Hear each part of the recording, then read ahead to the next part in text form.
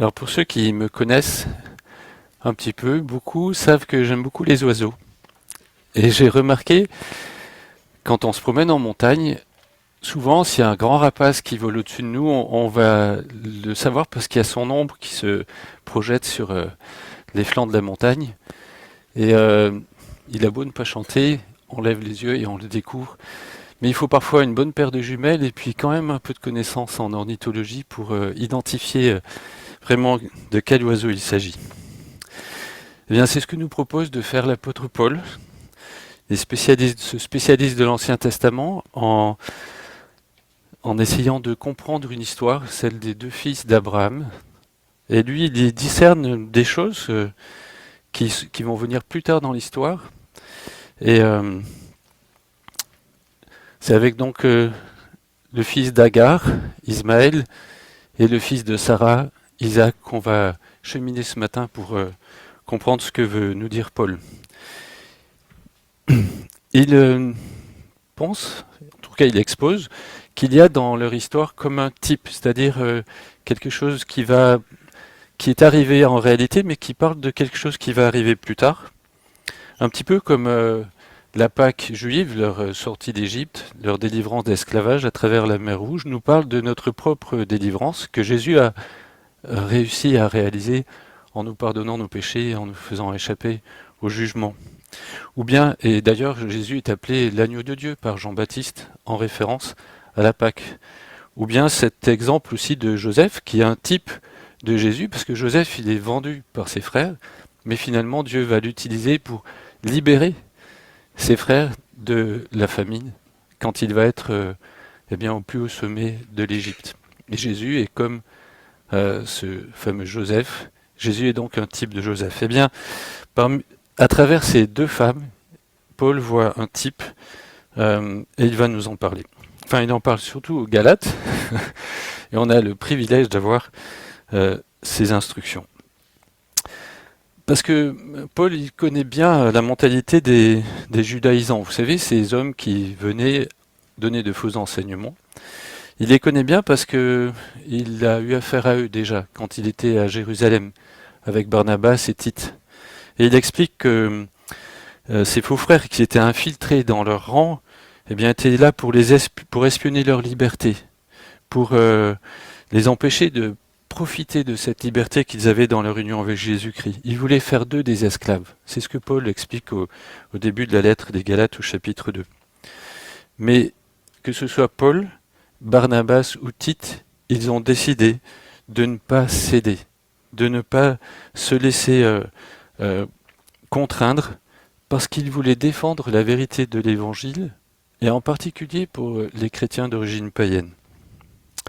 Alors, dans une démonstration magistrale, on va la lire ensemble, Paul va prouver par les Écritures, ces Écritures que revendiquaient les judaïsants, il va réussir à démontrer que si on cherche à se justifier par ses propres œuvres, eh bien, c'est quitter la position d'un fils libre ou d'une fille libre pour se rétrograder au rang d'esclave et ce faisant se déshériter.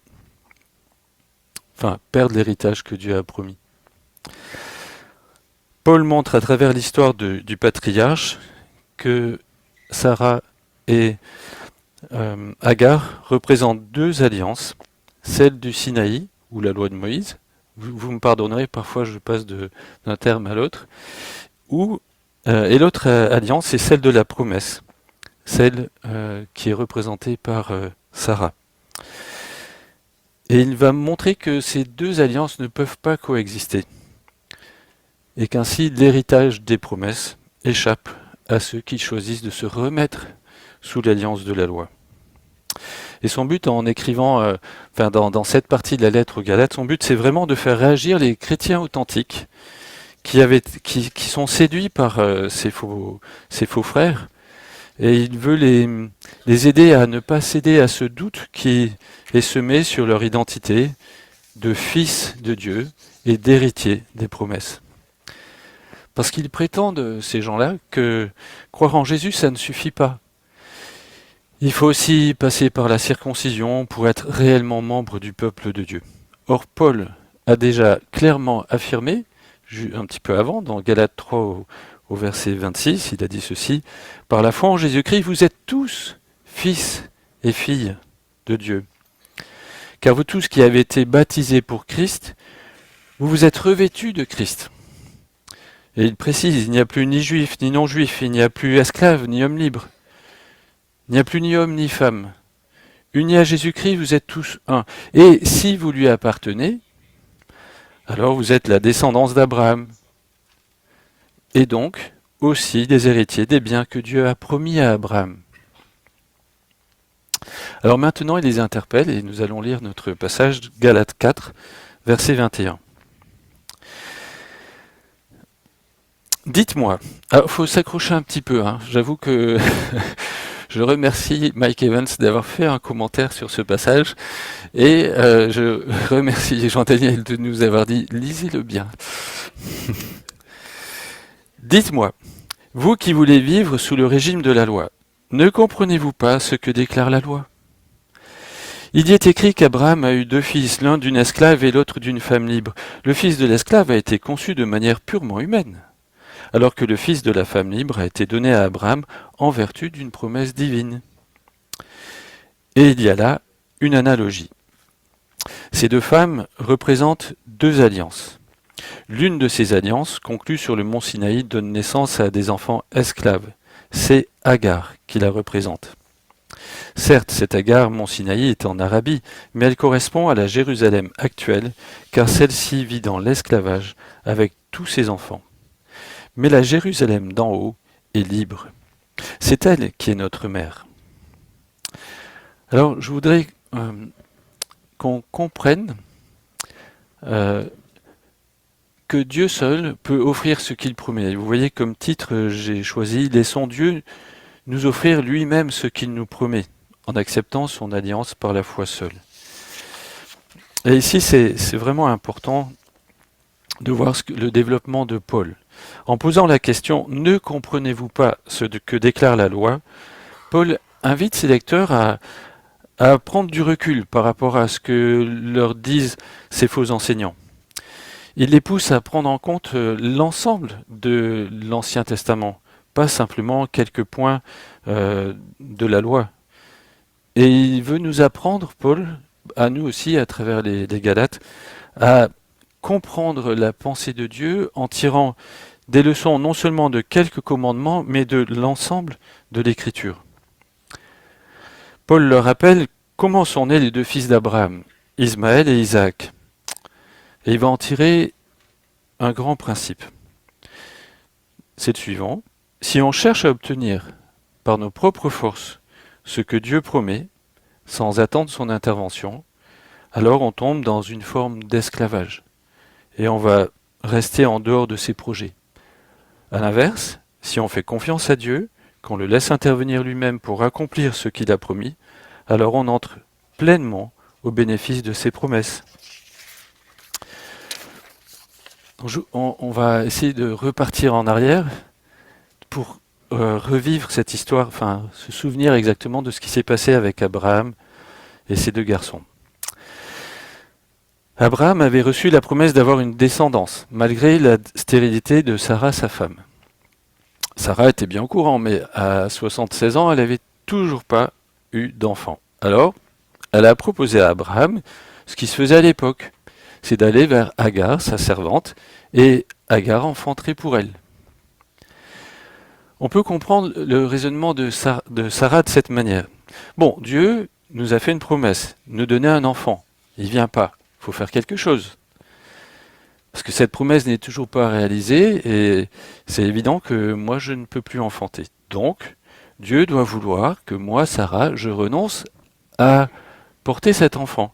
Et je ne veux pas être un obstacle pour Abraham. Logique. C'est sympa finalement de sa part.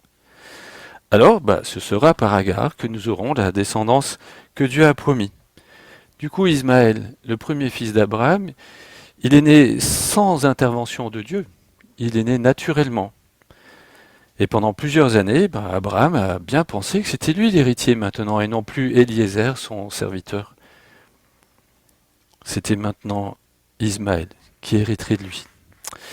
Mais Dieu n'avait pas dit son dernier mot. En effet, 13 ans plus tard, alors que Sarah est âgée cette fois de 89 ans, eh bien, elle a la promesse que dans l'année, elle enfanterait. Ça l'a bien fait rire. Vous voyez, on la comprend. Parce que, franchement, c'est trop tard. Mais elle s'est ressaisie. Et après cette phase d'incrédulité, elle s'est ravisée et elle a pris Dieu au sérieux. Alors, puisqu'elle prend Dieu au sérieux, Dieu peut intervenir. Et il accomplit sa promesse. Et effectivement, un an plus tard, l'année suivante, Sarah et Abraham ont vu naître pour la première fois du fruit de leur union un bébé, un garçon, Isaac. L'auteur de l'Épître aux Hébreux dit ceci: par la foi, Sarah a été rendue capable de devenir mère alors qu'elle en avait depuis longtemps passé l'âge. En effet, elle était convaincue que celui qui avait fait la promesse est fidèle. Il est fidèle et puissant pour faire ce qu'il a promis. Du coup, avec l'arrivée d'Isaac, le destin d'Ismaël a été complètement chamboulé. Isaac, lui, il est fils de la femme libre. Ismaël, il est fils d'une esclave. Il ne sera plus question pour Ismaël d'hériter comme ça avait été imaginé par Abraham. Mais ça, on va y revenir. On va le garder pour la fin, parce que Paul l'a gardé pour la fin. Mais on reviendra sur cette histoire d'héritage. Mike Evans a résumé sous une forme de tableau que je trouve très intéressant cette histoire. Et donc je vous le partage. Donc ici, les faits historiques, on a Agar qui est esclave, son fils par Abraham c'est Ismaël, conçu de façon naturelle, selon la chair, c'est-à-dire avec leur propre force. Et puis en face, on a Sarah, elle est libre, son fils avec Abraham, c'est Isaac, mais là, il est conçu de façon surnaturelle en réponse à la promesse par la puissance du Saint-Esprit qui a régénéré. Alors, c'est pas comme Marie, hein. Le Saint-Esprit a régénéré Sarah pour qu'elle puisse enfanter. Mais c'est bien le fils d'Abraham et pas... Enfin, pardon pour la digression. Mais il fallait peut-être le préciser quand même. Du coup,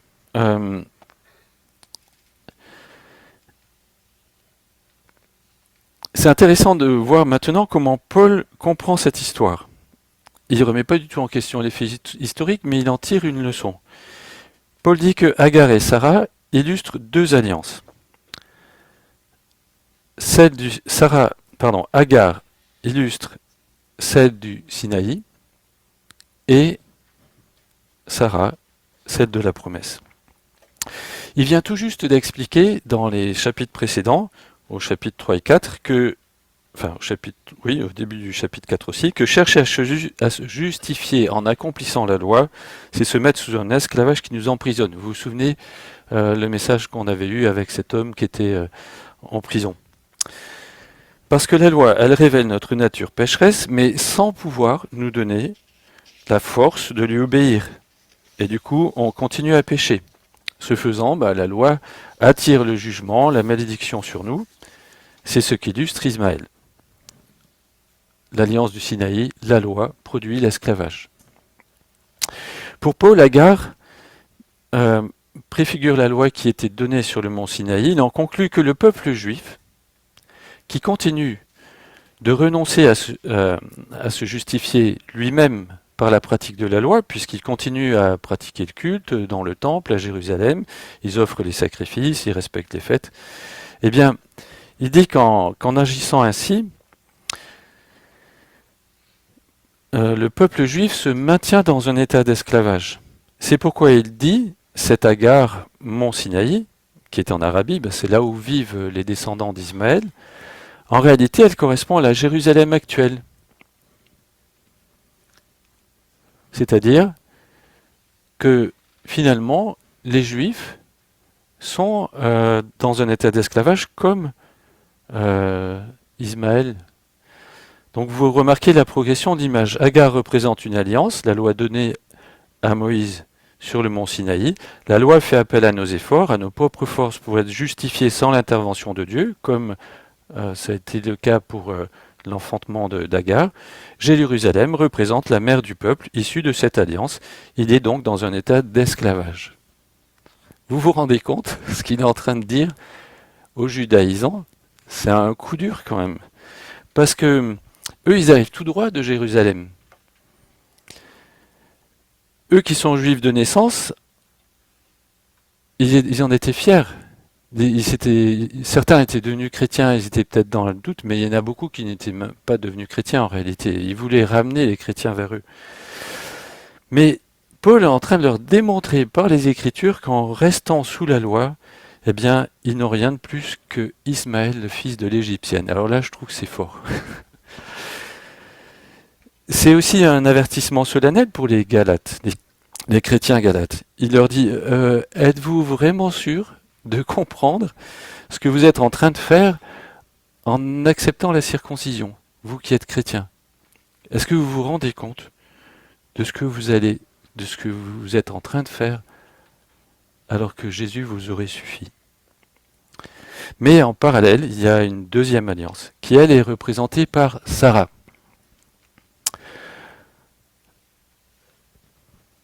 Isaac, lui, est né de façon miraculeuse. C'est un don gratuit. Ni Sarah ni Abraham ne l'ont mérité. La preuve, juste avant, ils ont fait des bêtises. Il leur a été donné parce qu'ils ont eu confiance en Dieu, finalement. C'est pourquoi Paul a écrit « Le fils de la femme libre a été donné à Abraham en vertu d'une promesse ». On a donc une femme, Sarah, qui représente l'alliance de la promesse, qui est basée sur la grâce de Dieu et qui fait appel à la foi uniquement. Sa descendance est libre, comme elle-même est libre. Cette descendance est représentée par la Jérusalem d'en haut. Vous suivez jusque-là? Oui. Notez bien que Paul n'a pas dit la Jérusalem à venir en opposition à la Jérusalem actuelle, mais il dit la Jérusalem d'en haut, c'est-à-dire la Jérusalem du ciel. Et il précise, c'est elle qui est notre mère. Paul veut que les Galates réalisent vraiment leur privilège en tant que chrétiens. Ils n'ont rien à envier aux Juifs de Jérusalem. Et nous, comme eux, eh bien, il nous faut le comprendre. Nous qui avons accepté l'alliance de la promesse, il nous faut vraiment mesurer notre privilège d'être nés d'en haut. Alors, Paul va développer un peu plus sa pensée au sujet de la Jérusalem d'en haut. Et là, je pense qu'il nous faut comprendre que nous comprenions le bouleversement provoqué par la venue de Jésus. Il continue son développement en faisant référence au prophète Ésaïe. On va lire notre texte, Galates 4, verset 21. Donc c'est là où il développe quelle est cette Jérusalem d'en haut. C'est elle qui est notre mère, car il est écrit « Réjouis-toi, femme stérile, toi qui n'as pas enfanté, pousse des cris de joie, toi qui ignores les douleurs de l'enfantement, car les enfants de la délaissée seront plus nombreux que ceux de la femme mariée. Or vous, frères et sœurs, vous êtes les enfants de la promesse comme Isaac. » Alors pour bien comprendre le raisonnement de Paul, il faut se replonger dans le contexte de ce passage, c'est-à-dire d'Ésaïe. Parce qu'ici, on a sauté dans un autre livre. Enfin, on n'est plus dans la Genèse, on est avec Ésaïe. Et du coup, il ne s'agit plus de Sarah et d'Agar. C'est une autre image. Et j'avoue que ça ne saute pas aux yeux tout de suite. Ésaïe, vous vous souvenez, il s'adresse à Israël en lui faisant des reproches. Et il leur montre combien la situation est grave. Parce que Israël a trahi son alliance avec Dieu. Cette alliance qui avait été faite sur le mont Sinaï. Il lui annonce les jugements que cela implique. Mais Ésaïe présente aussi le remède de Dieu, ce que Dieu a prévu pour le restaurer. Il enverra un nouveau roi. Ce sera son serviteur qu'il appelle le Messie, qui viendra pour sauver tous ceux qui se confieront en lui. Non seulement ceux du peuple d'Israël qui croiront en lui, mais aussi ceux des nations qui viendront se confier en lui. Et Ésaïe dit même qu'il y aura une nouvelle cité, une nouvelle Jérusalem. Dans le chapitre 53 qui précède le chapitre 54, Ésaïe parle du serviteur souffrant. Et on y discerne clairement le Seigneur Jésus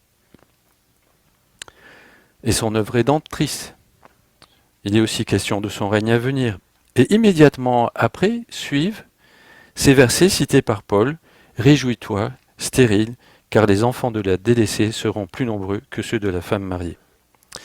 Mais pour comprendre encore un peu mieux, il nous faut lire la suite d'Ésaïe 54. Parce qu'il lui dit, ne sois pas effrayé à cette femme-là, réjouis-toi stérile. Et puis il continue, ne sois pas effrayé, car tu ne seras plus honteuse. Et ne sois pas confuse, car tu n'auras plus à rougir. Tu oublieras la honte de ton adolescence, et tu ne te souviendras plus du déshonneur de ton veuvage. Car celui qui t'a faite, c'est ton époux. Il a pour nom le Seigneur des armées célestes. Celui qui te délivre, c'est le Saint d'Israël. L'Éternel te rappelle comme un époux rappelle la femme abandonnée à l'esprit accablé, la compagne de la jeunesse qu'il aurait répudiée. Donc on comprend mieux maintenant de qui il s'agit. Finalement, cette femme, c'est la même du début à la fin. La femme stérile, la femme mariée, c'est la même personnification d'Israël à des périodes différentes de son histoire. La femme mariée, la femme de la jeunesse, c'est quand Israël, eh bien au début, c'est Israël au début de sa marche avec Dieu. Mais elle a été infidèle. Elle n'a pas gardé l'alliance du Sinaï. Malgré toutes les tentatives de Dieu pour l'inciter à revenir, cette épouse s'est détournée de son époux pour aller vers des idoles. Et finalement, Dieu a dû la juger en l'abandonnant aux mains des nations. Et vous savez ce qui s'est passé avec les Chaldéens et ainsi de suite. Elle a été déportée. C'est comme si Dieu l'avait répudiée. Parce qu'en fait, elle était stérile sur le plan spirituel. Elle n'avait aucun fruit pour Dieu, aucun enfant spirituel, parce que la loi ne le permettait pas. Alors là, j'ouvre encore une petite parenthèse. Il ne faut pas dire que David, c'était pas un enfant spirituel. Mais vous remarquerez que David, il ne s'est pas basé sur la loi pour être sauvé, puisqu'il dit, tu n'as voulu ni sacrifice ni offrande, mais tu veux un cœur brisé. Et il s'est confié dans la grâce de Dieu. Donc, je referme la parenthèse, parce que peut-être vous auriez réfléchi à ça et vous m'auriez pu écouter. Donc, Israël est averti par Ésaïe. Et cette image de la femme répudiée, rejetée, aurait pu amener le peuple à désespérer. Mais Ésaïe a une merveilleuse nouvelle aussi, et il leur dit, mais non, tout n'est pas fini, au contraire. Je vais réaliser une promesse, la promesse que j'ai faite à Abraham, à travers sa descendance.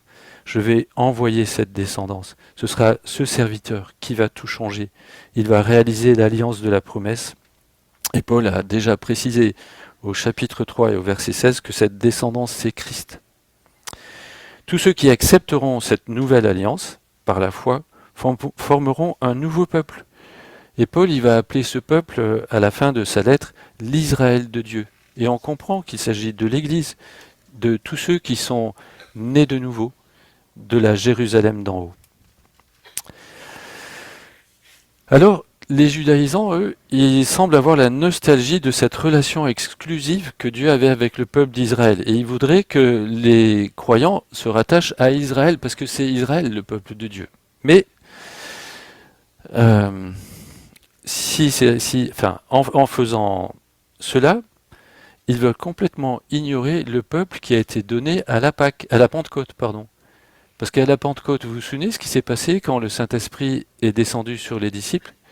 Il y avait comme des langues de feu sur eux, et qu'est-ce qu'ils ont fait? Ils ont parlé en hébreu? Non. Dans toutes les langues de tous les peuples qui étaient présents pour la fête de Pâques. Et avec ce signe, Dieu avait clairement démontré que maintenant, c'était fini l'exclusivité d'Israël. Maintenant, Dieu allait s'adresser à tous les peuples, de toutes les langues. Et donc, son alliance était ouverte à tous. Donc, est-ce qu'on comprend bien le bouleversement provoqué par la venue de Jésus concernant l'alliance avec son peuple? Parce que, grâce à Jésus, l'alliance est offerte à beaucoup, beaucoup de monde. Il y aura beaucoup plus d'enfants pour la femme délaissée, c'est-à-dire Israël qui est parti en déportation, mais qui est rappelé par son Dieu. De ce peuple-là naît la descendance qui était promise, et cette femme-là, avec cette nouvelle alliance, elle va avoir beaucoup plus d'enfants. Et c'est pour ça que dans Ésaïe, au chapitre versets 2 et 3, toujours de ce même chapitre, Ésaïe invite à élargir l'habitation, les tentes, étendre les cordages, parce qu'il va y avoir beaucoup, beaucoup de monde. Et c'est par milliers que les païens sont venus rejoindre l'église des Juifs convertis.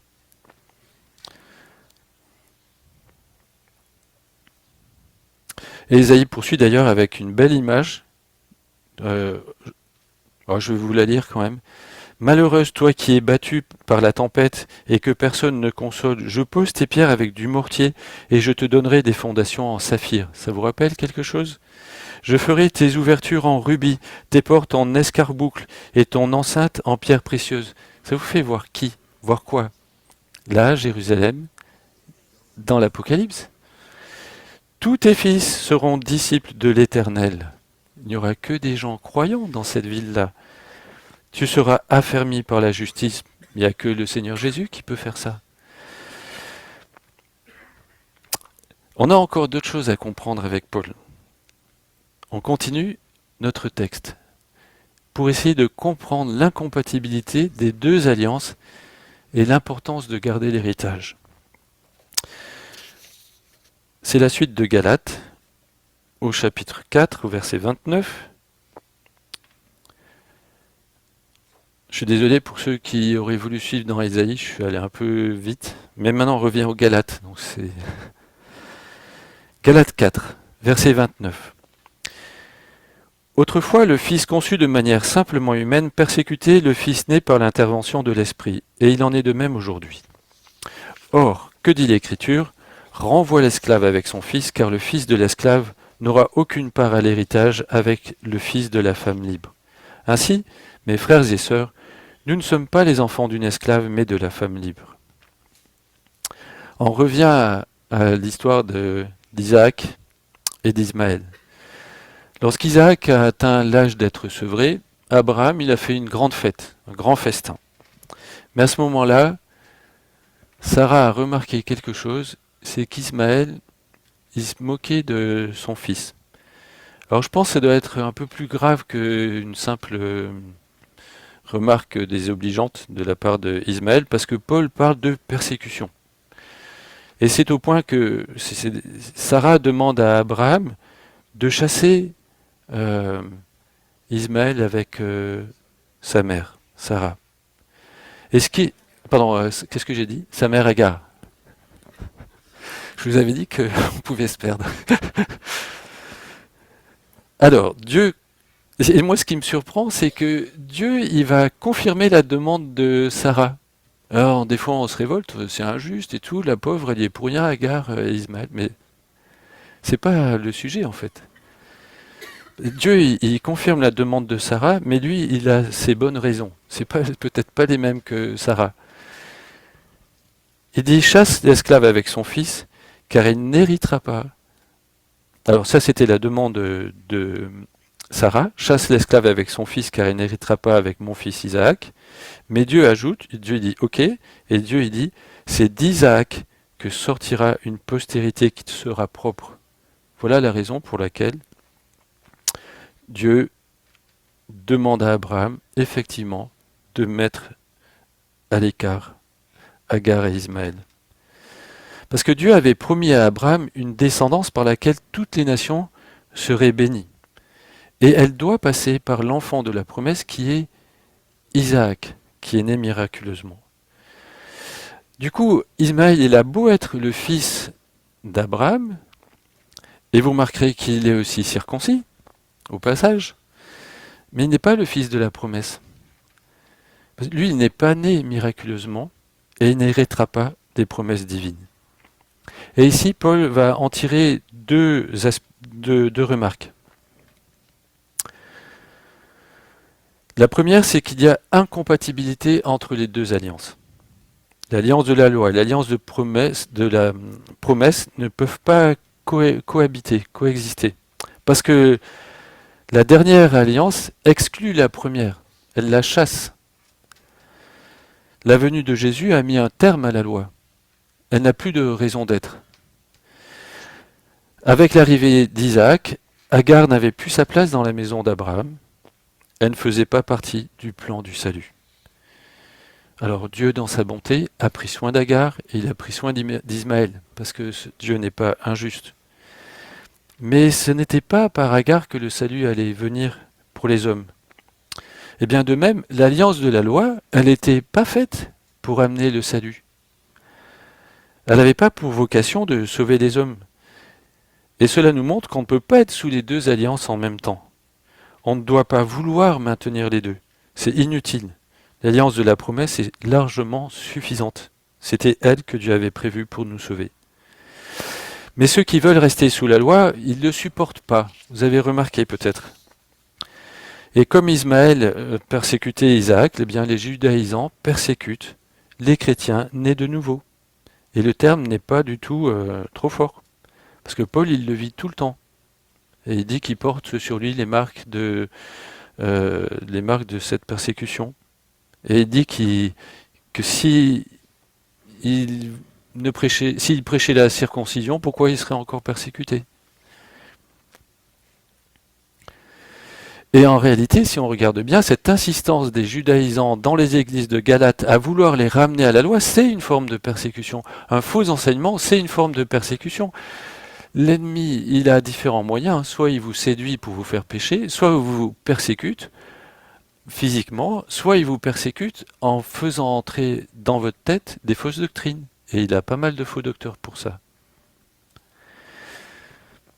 Alors, sans parler de faux docteurs, j'avais été quand même choqué par un pasteur qui n'était pas un faux docteur, mais qui s'était mis une forme de loi.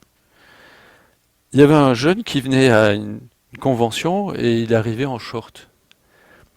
Il l'a sorti vertement devant tout le monde et ça m'a... Je me suis dit, mais le pauvre... oui, c'était un gamin, parce qu'il avait peut-être 20 ans à mes yeux. Mais on comprend, le pasteur, lui, il n'aurait jamais fait ça. Donc comme il n'aurait jamais fait ça, tu peux pas faire ça.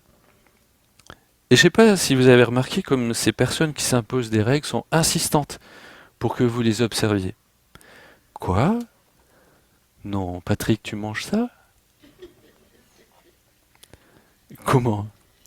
Quand tu pars en vacances, tu vas pas au culte? Non? Ah bon? Tu lis pas ta Bible une fois par an? Non? Comment ça se fait que tu portes ces vêtements? Ou tu trouves pas quand même que cette sœur-là, elle a les cheveux un peu courts? Bah, moi, je jeûne hein, régulièrement. Et toi? Alors, vous avez sûrement croisé ces personnes.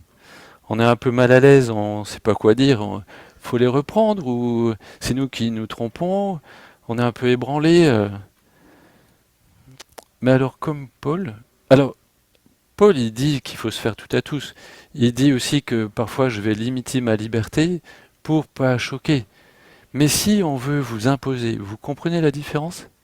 Si on veut vous l'imposer, alors comme Paul et comme les Galates, nous ne devons pas nous laisser faire. Nous devons refuser de nous laisser asservir. Certains commentateurs pensent même que que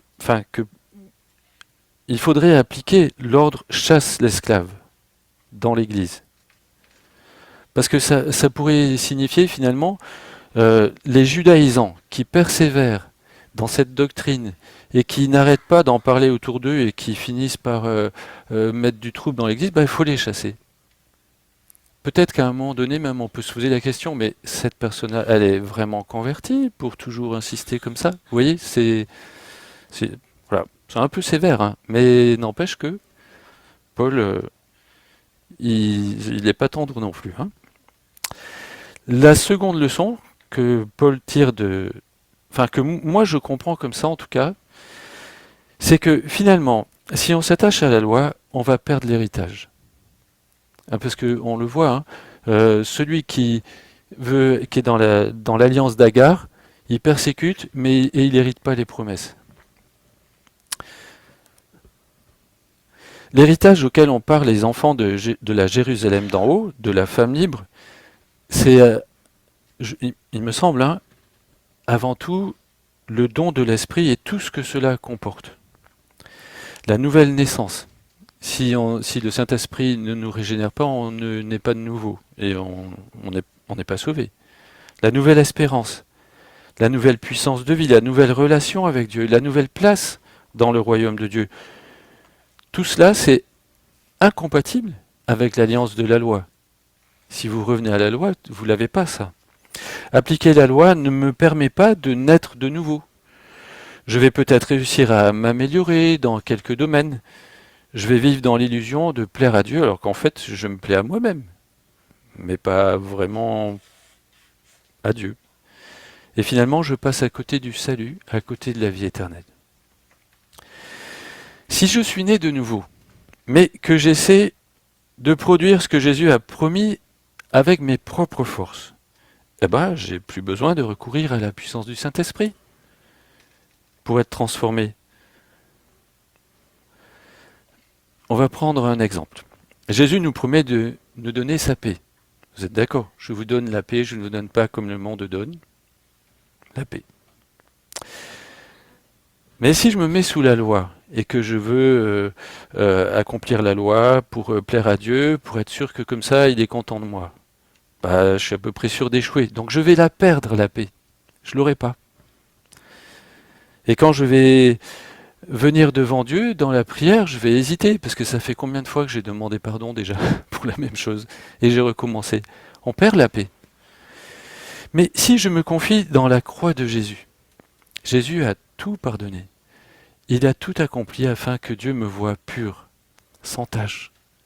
Bah, la paix, je la garde, même si je recommence à pécher, parce que je ne le fais pas volontairement et exprès de pécher. Mais je sais que lui m'a acquis le salut. Et du coup, la paix que Jésus donne, je la reçois miraculeusement par l'œuvre du Saint-Esprit en moi. C'est pas quelque chose que je gagne par mes efforts. Bon, je vais vous donner un autre exemple. Celui-là, il va peut-être être plus facile. Je fais mes efforts pour essayer d'aimer tel frère ou telle sœur. Et puis dimanche, il m'a encore regardé de travers, il m'a encore dit ceci, ou il m'a même rien dit. Même pas bonjour. Et j'arrive toujours pas à l'aimer, vraiment. J'arrive toujours pas. Et du coup, je suis toujours en échec. Mais si je me nourris de l'amour de Jésus pour moi, si je me nourris de son pardon, de sa grâce, si je le contemple sur la croix, comme on avait eu l'occasion de le faire en étudiant le chapitre 3 des Galates, alors son amour vient en moi, son amour va commencer à m'inonder, et là je vais pouvoir le partager, cet amour. Et du coup, je vais enfin pouvoir dire, bah, ce n'est plus moi qui vis, mais c'est Christ qui vit en moi. Enfin, je vais arriver à aimer. Et c'est là notre héritage. Parce que, je ne sais pas comment vous le voyez, l'héritage, mais vous aimeriez quoi? Un grand champ avec des arbres, des oiseaux, des petits lapins? Enfin, c'est bien plus que ça. Et on peut déjà s'en saisir maintenant. Mais si je veux obtenir ces dons sans passer par Jésus, sans le secours du Saint-Esprit, un peu comme Abraham et Sarah ont fait avec Agar, ben, je m'en prive. Sans m'en rendre compte, finalement, je serai privé de sa présence, de sa puissance, de ses bénédictions. En bref, je me déshérite. Du coup, je vous pose la question, quel chrétien de bon sens voudrait conserver un petit peu de loi? Qui voudrait passer de cette alliance à celle-ci? Alors en conclusion, il me semble que toute l'histoire d'Israël démontre l'incapacité de l'homme à accomplir la loi de Moïse. Elle montre notre attirance pour l'idolâtrie, notre désir ardent de suivre nos propres voies, qui nous éloignent de Dieu. Alors, si tout un peuple a échoué avant nous, pendant des siècles, ce serait quand même un peu présomptueux de penser qu'on peut faire mieux qu'eux, non? Et puisque Dieu avait montré à travers l'histoire d'Agar et d'Ismaël qu'il est vain de chercher à obtenir par nos forces ce que Dieu promet, eh bien il nous faut faire le point. Et vraiment, je vous demande, enfin je m'inclus avec vous, d'y réfléchir ce matin. Finalement, dans quelle ville est-ce que tu es installé? Dans la Jérusalem actuelle ou dans la Jérusalem d'en haut? Est-ce que tu es retranché dans la Jérusalem légaliste? Tu vas perdre ton héritage. Si tu comptes sur cette alliance, tu n'as pas le salut. Est-ce que tu penses pouvoir avoir un pied dans chaque cité? La Jérusalem d'en haut et la Jérusalem d'ici bas. On vient de voir que c'est impossible. Accepte l'alliance de la promesse, elle est suffisante. Et si tu es fils de la Jérusalem d'en haut, ou fille, eh bien mesure ton bonheur. Car nous tous chrétiens d'origine si différente, nous sommes tous d'en haut, nés d'en haut. Nous sommes nés spirituellement de façon miraculeuse par la volonté de Dieu. C'est l'œuvre du Saint-Esprit. Et comme l'exprime Paul, nous sommes des enfants de la promesse comme Isaac. Nous n'avons rien à envier aux judaïsants. Alors, puisque nous ne sommes pas les enfants d'une esclave mais de la femme libre, eh bien ne laissons personne nous limiter dans notre liberté. Ne nous privons pas non plus de notre héritage. Et c'est ce que Paul va développer dans les chapitres suivants. Et je vous invite donc à revenir, je ne sais pas si c'est dimanche prochain ou le suivant, mais il y aura donc une suite.